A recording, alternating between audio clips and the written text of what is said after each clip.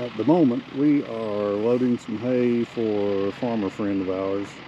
He actually got it baled this morning. Needed to get it loaded out of the field, so Clint's loading some hay up. We're going to haul it over to the house for him. Make it a little interesting in a minute. Big John's brakes are a little spongy there, and it helps to have really good brakes when you load hay, but it is what it is today. We're going to stick them on there and be out of here in a few minutes.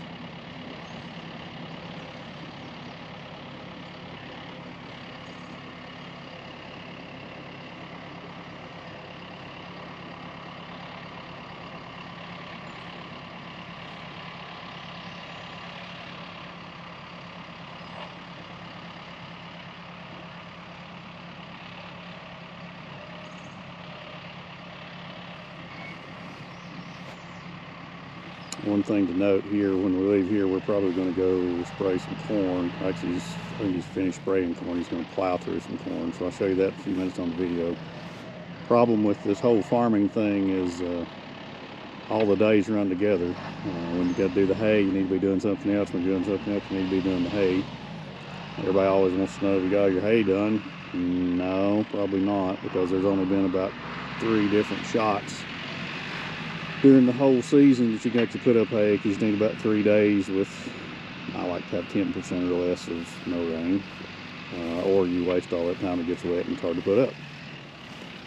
And when you're scattered halfway across Macon County, sometimes it's hard to get it all done in time. So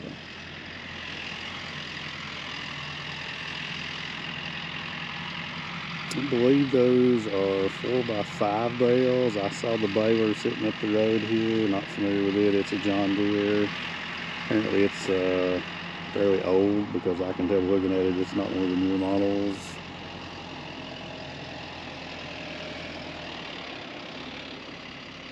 They're round, they're wrapped up, they're going on the trailer. That's all it matters.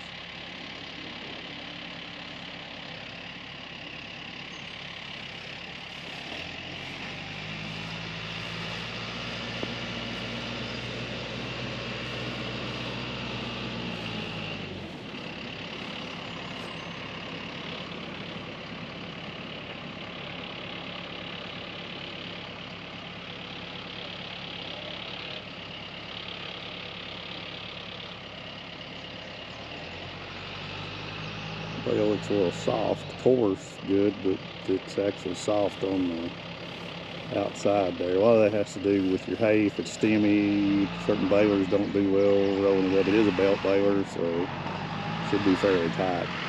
A lot of it has to do too with how fast you're actually driving when you're rolling, to give it time to actually roll those layers up tight in there.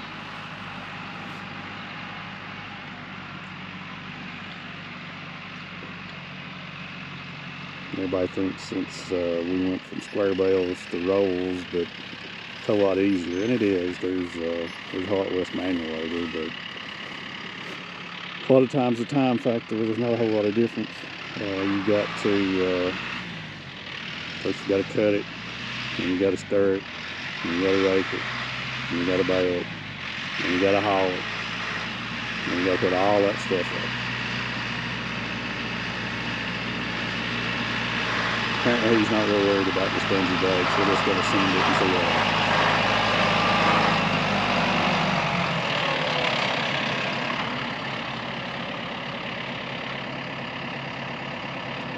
When he looks at the back of that tractor, it's been sent somewhere before.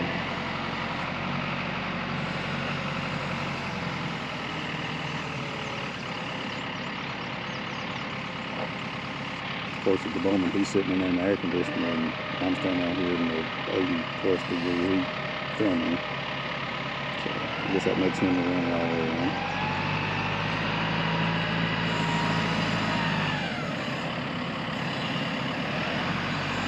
And you'll also notice we had a video about Old Red, the farm truck. We're now on Old Blue, the farm truck.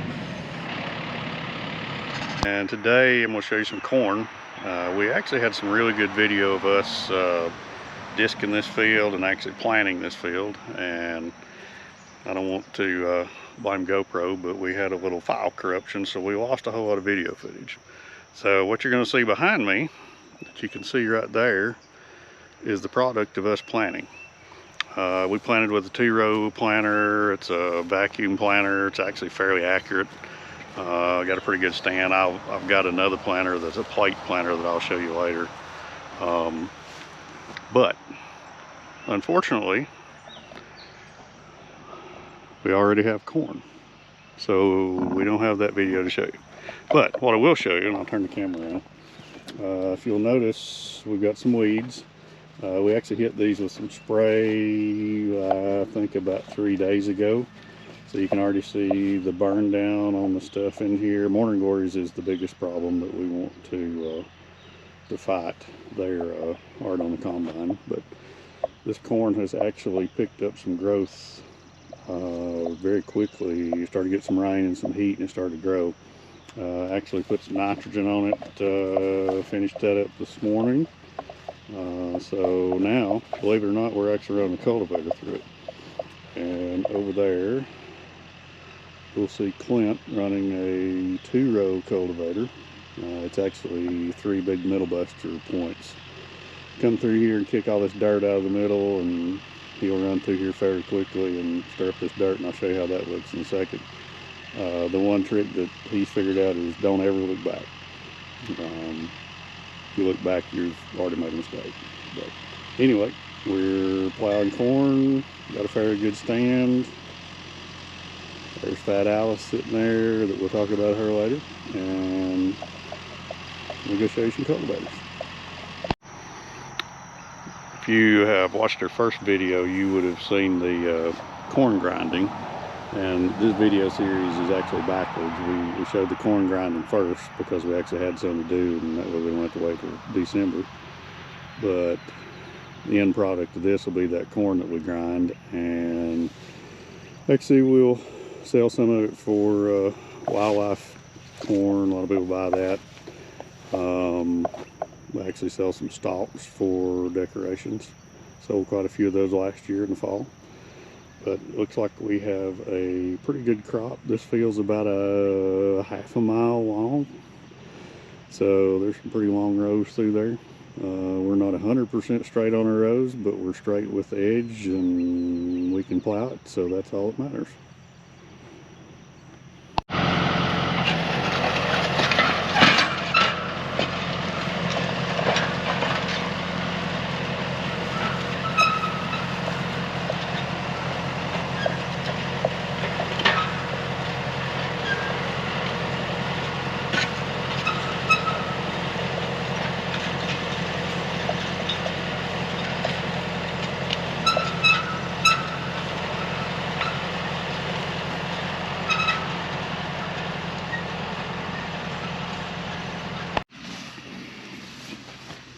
Yeah, you can see that grass there's dying, and of course the morning glories. The irony of these morning glories, there's a cocklebur. The morning glories, I can go to the local Lowe's or one of those stores and buy packs of seeds for them because they make really pretty flowers. And here we are spending hundreds of dollars worth of diesel fuel and time and effort and spray to make these go away so they don't have pretty flowers.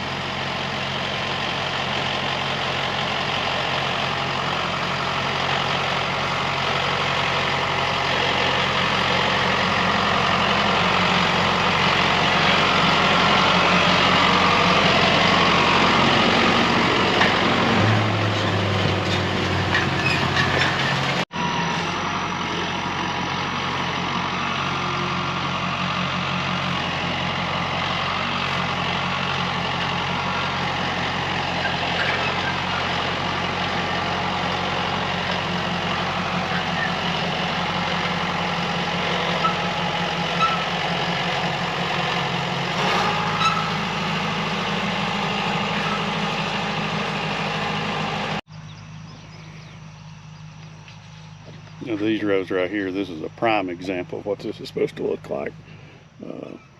Dirt thrown up there against the corn, got as close as it could get the corn without causing any kind of issues with that. And then the spray will take care of the rest of those, and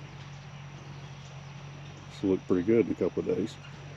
You can actually see the spray still on the leaves of the corn. Ironically, we spray with a glyphosate, which is basically Roundup. This corn is genetically designed that as long as you don't get above the concentration of what they tell you to, the Roundup spray over the top of it won't hurt it. It's actually, until it gets into the, I think it's the 8-leaf stage, you're not supposed to spray after that. But basically we're still okay. And right there's 1, 2, 3, 4, 5, 6 leaves, looks like, on that one. 1, 2, 3, 4, 5, 6, like 6 on that one. So we're still plenty good. I don't know what it is about the 6 leaves. That would be for somebody else's video, not mine. We also sprayed some, actually we used something called Bicep on this one. It's actually an atrazine product that will kill seeds before they come up, or kill weeds before they sprout from the seed. So this one got a 2-hit. It got the Roundup over the top to kill the weeds that are already there, and an atrazine to drop in there and catch any weeds before they decide to come up. You have to be a little more careful with the Bicep. We're a little big to spray a lot of that, so that dose was about half, but we're in good shape on that. And then of course it got the nitrogen, and looking pretty good. Get a little rain shower on top of this, knock these weeds out, and we'll have some corn. Like I said, we had some really good footage when we dished this up, when we planted it, and that was going to be some good videos. And I don't know where it's at. We couldn't find it. It's gone.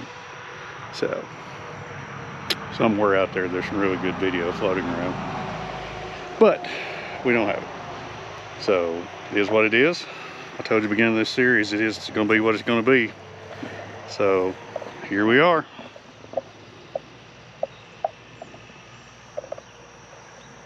I think I'll leave him with it. He'll probably plow till dark or after, and I'm going home. So we're going to call this one a wrap.